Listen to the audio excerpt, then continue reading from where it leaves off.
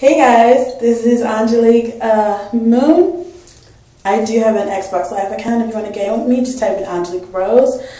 Just send me a game invite, friend request. Right now I do have, my list is full. I'm at my max, I'm at 100 friends. So if you try to send me a friend request, I'm sorry, it's full. But I will still play a game with you. You can send me messages or whatever.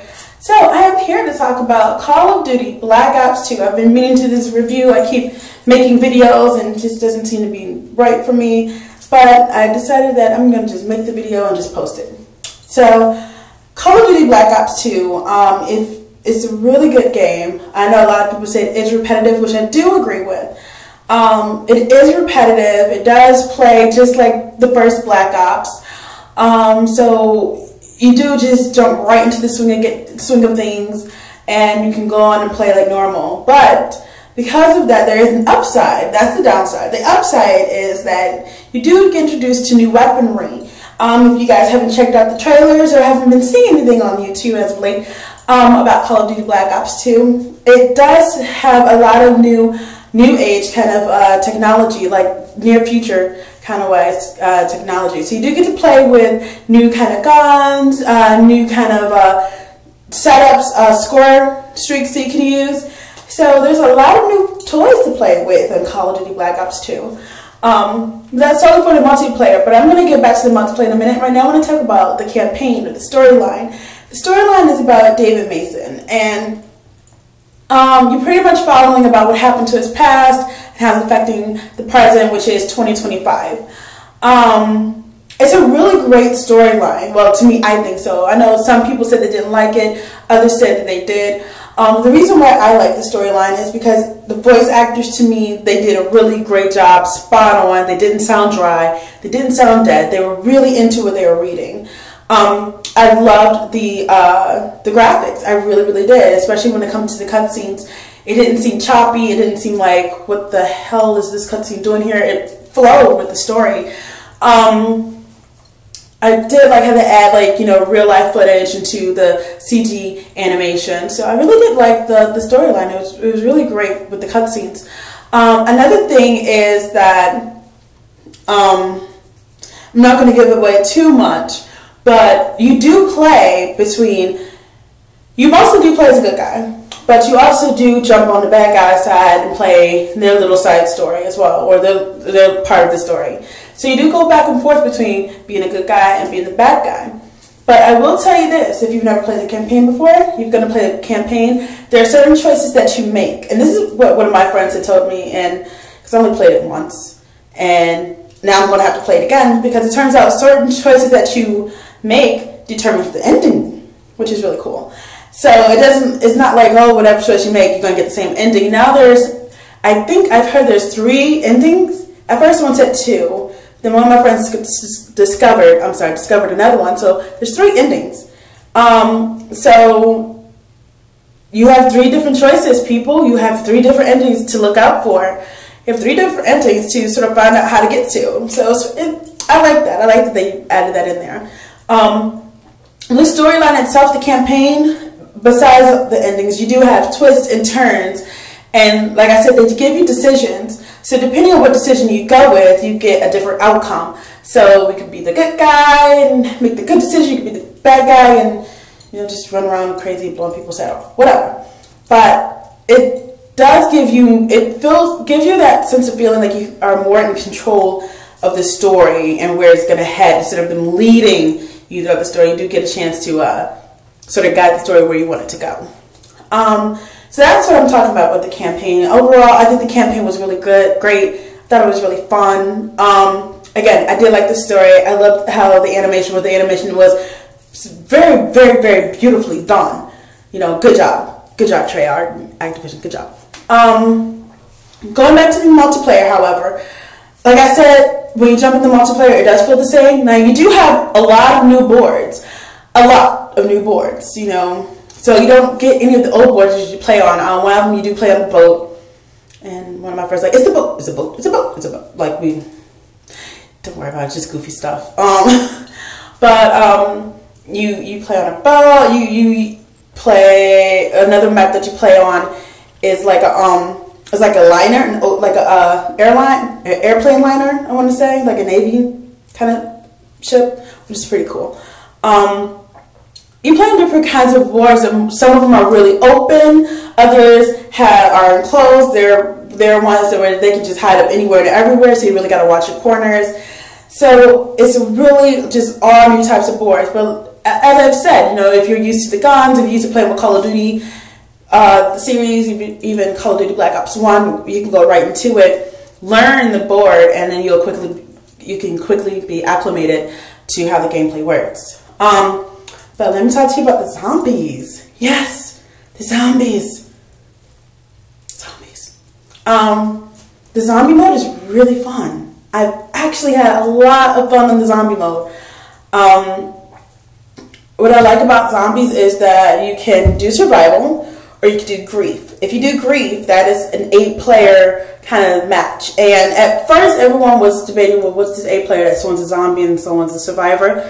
No, it's actually 2 sets of teams, like 4 and 4, and all 8 of you are survivors, but it goes by who can last the longest in this zombie apocalypse.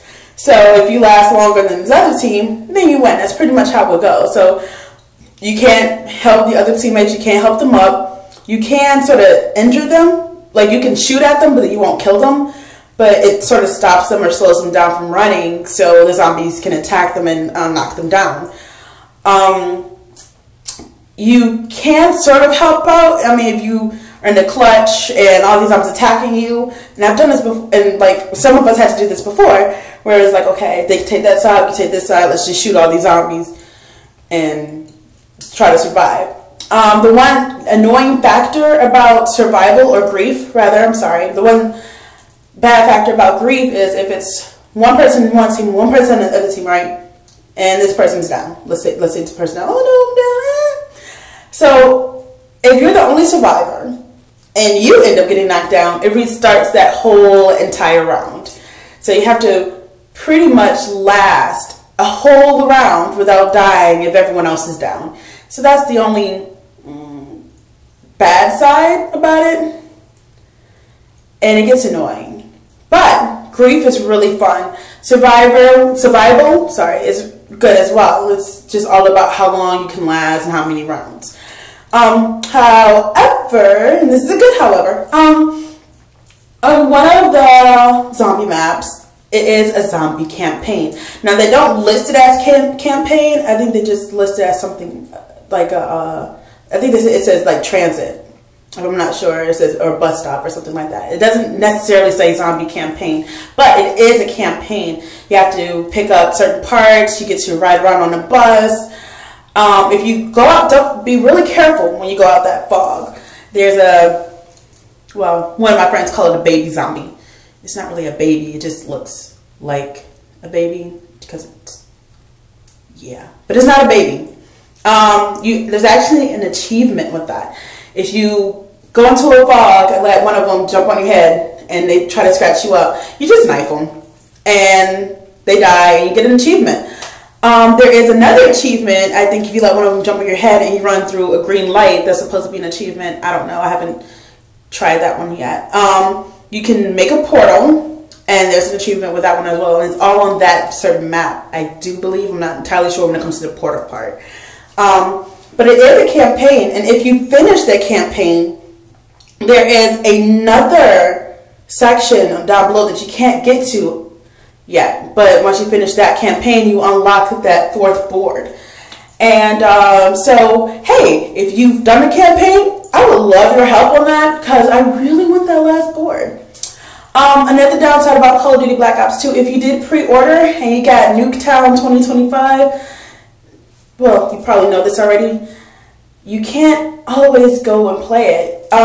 It sucks. You can't play it on regular mode. You can't, like you can go with the regular Black Ops. If you download some apps, and it will connect you to other people who downloaded that as well. Not so in Black Ops 2. You barely get a chance to play Nuketown. The only time you did is when they had that special week, when it was Nuketown 2025 all the time, and you play, it was like Nuketown Mosh Pit. I think that's what it was called, Nuketown Mosh Pit. They only had it for a couple of days, only for a week. Then they nixed it, and now it's just a regular mosh pit with all these board cycling, and so you rarely get a chance to play on Nuketown. A lot of people have been complaining about this, and I've heard there's people who turned in their games because of it, because they can't just go on Nuketown, or they can't play Nuketown regularly like you could with the other Black Ops game when you downloaded their maps from there. So hopefully a lot of people want Nuketown Mosh Pit to be brought back. I personally would love it if it was brought back, because it was really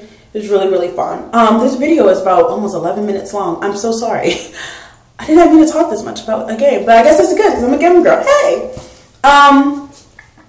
But besides that, I do want to talk about one classic game, because I told you I'm going to try to start talking about classic games since I have my Super Nintendo hooked up. So I'm going to talk about a Super Nintendo game that I have, and it's the only one I have, unfortunately. When I was a kid, I had like 3 games, and during the move, Barbie survived. I threw away Barbie. I was like, fuck this. And I bought Street Fighter. I bought Street Fighter 2 for my Super Nintendo, and I was like, I love this game. Oh, this game was cool. You know, I'm playing it, and I'm like, why did I not like this game? 2 reasons. Vega. I hate Vega. When I played against Vega, it reminded me how much I hate that guy. Vega loves to climb on the railing. He likes to climb on the fence, on the metal fence, and he'll like move and move, and he'll jump and pretty much attack you. When he did the jump and attack move, it pretty much you're dead. 1 or 2 hits of that, you're gone, you're dead, you're finished, and you're just like raging at your little tiny controller that you have. Another one was Bison. I think his name was Bison. If I'm pronouncing it wrong, correct me down there. I think it was Bison. I hate that guy so much. And I told you guys I'm not the greatest of gamers. I love playing video games, but I'm not like a beast at it. I'm just a little monster at it. Bison, it took me so many rounds. He was like, round 20, fight. Round 23, fight. Round 25, I'm like, gosh, damn you.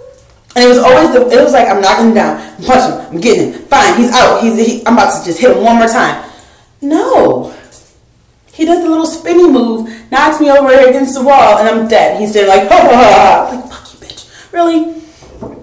So, but I still love playing with Chun-Li. Chun-Li used to be my favorite character, and I used to know all of her moves as a kid, and now I have to relearn how to do the buttons, relearn her moves, because I want to play with Chun-Li.